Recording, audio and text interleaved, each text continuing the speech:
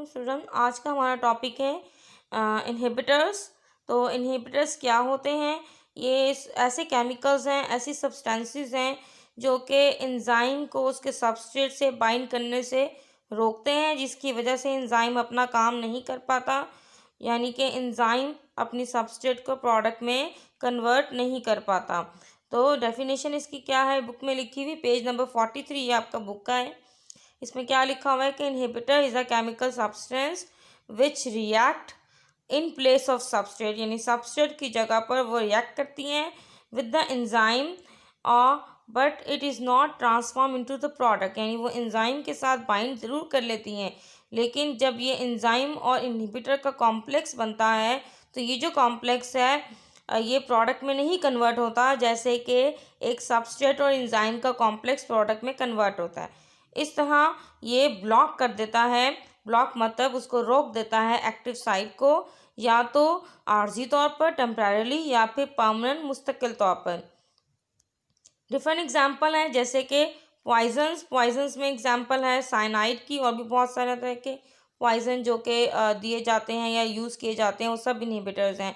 इसके अलावा different type को एंटीबायोटिक्स हैं, ये मेडिसिन होती हैं जो यूज़ की जाती हैं बैक्टीरिया को किल करने के लिए, डिफरेंट तरह के बैक्टीरियाज को। इसके अलावा एंटी मेटाबोलाइट्स हैं। एंटी का मतलब है अगेंस्ट, मेटाबोलाइट्स जो है वो हर जो केमिकल या हर स्टेप का जो केमिकल है रेस्पायरेशन में जो भी जितने भी किस्म के जो हमारी बॉडी में बनते हैं, प्रोड्यूस होते हैं, उन्हें हम मेटाबोलाइट्स कहते हैं। उनके अगेंस्ट जो भी चीज़ है that is called anti metabolites. और डिफरेंट तरह के ड्रग्स यानी मेडिकेशंस वगैरह। इनहिबिटर्स की टाइप्स नेक्स्ट डिस्कशन में आएगी। The two basic type of inhibitors, irreversible और रिवर्सिबल। इरिवर्सिबल का मतलब है कि अगर एंजाइम जो है वो इनके साथ रिएक्ट कर ले, अगर ये इनहिबिटर एंजाइम को ब्लॉक कर दे, ये ऐसे केमिकल होते हैं जब ये इसको ब्लॉक करते हैं तो ये इसको परमानेंट ब्लॉकेज, परमानेंट डैमेज करते हैं, जिसकी वजह से वो एंजाइम जो है वो इस काबिल नहीं रहता कि वो किसी सबस्ट्रेट को बाइंड करे और उसे प्रोडक्ट में कन्वर्ट करे। तो क्या लिखा हुआ है कि they check the reactions. Check means block the reaction rate, तो ये रिएक्शन रेट को ब्लॉक कर देते हैं, उसको रोकते हैं। चेक का मतलब रोकना भी है। By occupying the active site, तो ये एक्टिव साइट को पर कब्जा कर लेते हैं इन प्लेस ऑफ सबस्ट्रेट। तो सबस्ट्रेट चूँकि नॉर्मली सबस्ट्रेट एक्टिव साइट पे बाइंड होता है, मगर जब ये इनहिबिटर होते हैं तो ये एक्टिव साइट पर सबस्ट्रेट की जगह ले लेते हैं और डिस्ट्रॉय कर देते हैं उसका स्ट्रक्चर। आपको पता है एंजाइम्स जो हैं वो प्रोटीन्स हैं और वो ग्लोबुलर प्रोटीन्स हैं, and they have a tertiary structure, third level of protein structure. उसका जब स्ट्रक्चर डैमेज हो जाता है तो एंजाइम जो है वो unable to do its function, तो वो अपना फंक्शन नहीं कर पाता। मीन्स के इसकी वजह से एंजाइम किसी सबस्ट्रेट के साथ अपनी रेलेवेंट सबस्ट्रेट के साथ बाइंड नहीं करेगा और उसे प्रोडक्ट में कन्वर्ट नहीं कर पाएगा। और इसकी वजह क्या है कि ये जो इनहिबिटर्स होते हैं ये एक्टिव साइट को साथ बाइंड करते हैं परमानेंटली तौर पर with the covalent bound. What is a covalent bond? This is a bond between the two or more atom with the sharing of electron। ठीक है, जब इलेक्ट्रॉन शेयर होते हैं दो या दो से ज़्यादा एटम्स के बीच में, तो जो बाउंड बनता है उसे आप कोवलेंट बाउंड कहते हैं। किसी भी दो एटम्स के बीच में इस बाउंड को हम एक सॉलिड लाइन डाल के ड्रॉ करके हम इसको इंडिकेट कर सकते हैं। इस तरह जो एंजाइम्स हैं उनकी एक्टिव साइट फिज़िकली यानी कि नेचुरली फिज़िकली तौर पर वो इनएक्टिव हो जाती है और वो ब्लॉक हो जाती है। नेक्स्ट टाइप के इनहिबिटर्स को कहते हैं रिवर्सिबल। रिवर्सिबल का मतलब है कि अगर जो है वो कोई चीज़ अटैच करे तो ये टेम्परेरली होती है, एंड देन आप इस इनहिबिशन को रिवर्स कर सकते हैं, इसको रोक सकते हैं, इसको वापस नॉर्मल पोजीशन में ला सकते हैं। तो इस तरह के जो इनहिबिटर्स होते हैं ये हमेशा वीक लिंकेज का मतलब है वीक बाइंडिंग करते हैं एंजाइम्स के साथ, और देयर इफेक्ट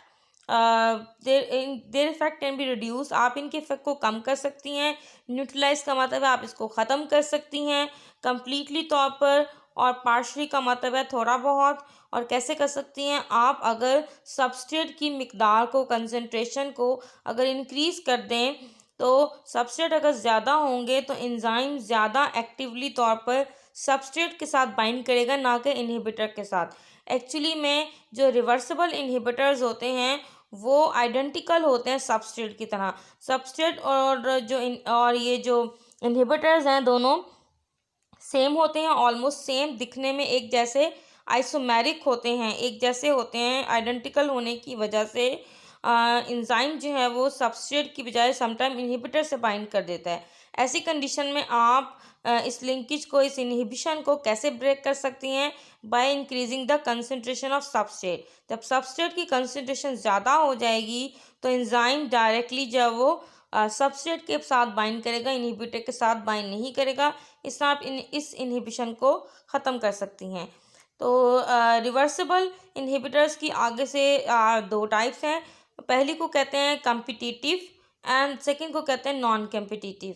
नाम से इंडिकेट है, कम्पिटिटिव का मतलब है कि इस कंडीशन में जो इनहिबिटर है वो बिल्कुल सबस्ट्रेट जैसा होता है, उसकी तरह का स्ट्रक्चर उसका होता है, और अपनी स्ट्रक्चर सिमिलैरिटी की वजह से, अपना एक जैसे स्ट्रक्चर होने की वजह से वो सबस्ट्रेट के साथ वो फाइट करता है in the binding for to the active sites. तो binding to the active site के लिए जो इनहिबिटर है वो फाइट करता है। मीन्स कि चूँकि दोनों एक जैसे हैं, इस वजह से एक्टिव साइट एक ही है, तो वो दोनों जो उस पर बाइंड करते हैं। ऐसी कंडीशन में अगर आप सबस्ट्रेट की क्वांटिटी को बढ़ा देंगी तो ऑटोमेटिकली इस तरह की इनहिबिशन जो है वो ख़त्म हो जाएगी।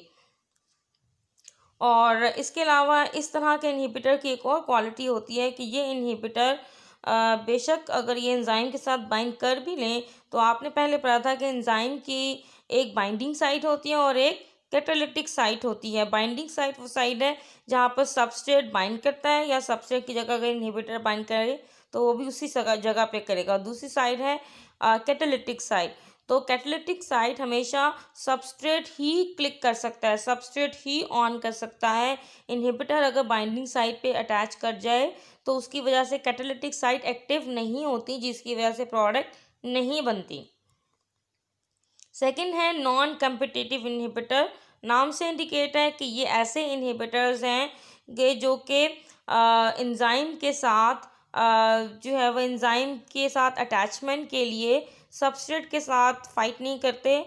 मींस के they do not have the structure similarity.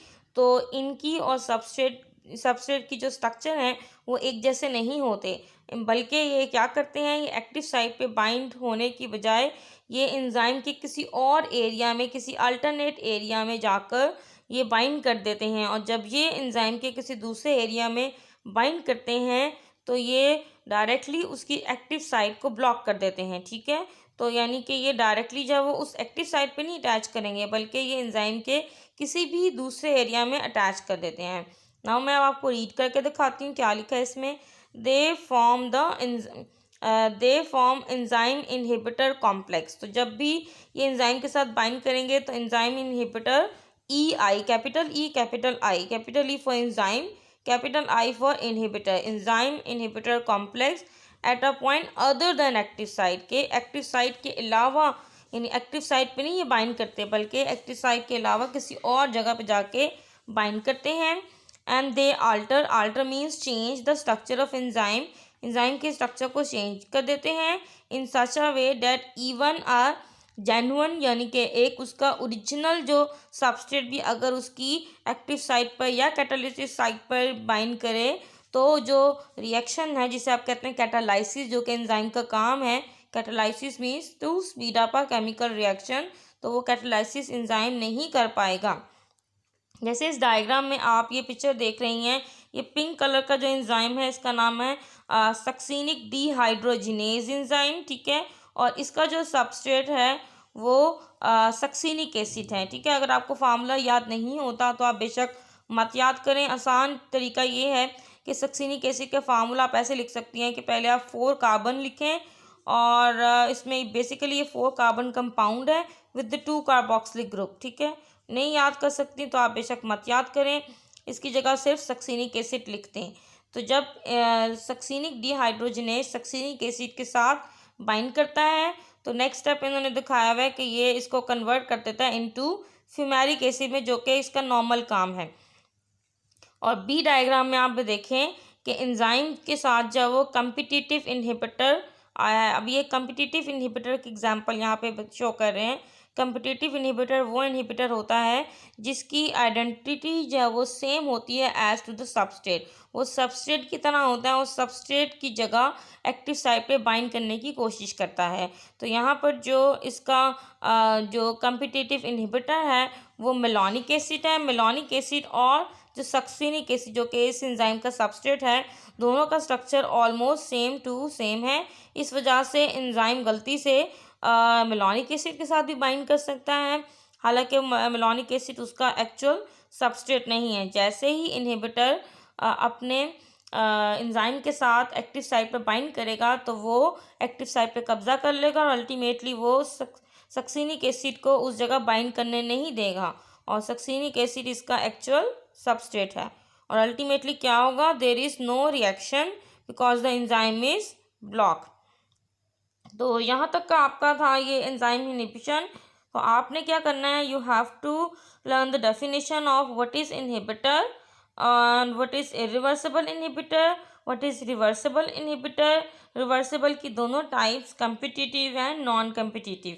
और नीचे के जो डायग्राम है, this is the diagram of the competitive inhibitor, और ये एग्जाम्पल आपने अच्छे से याद करनी है। ठीक है, good luck, hope you will understand this.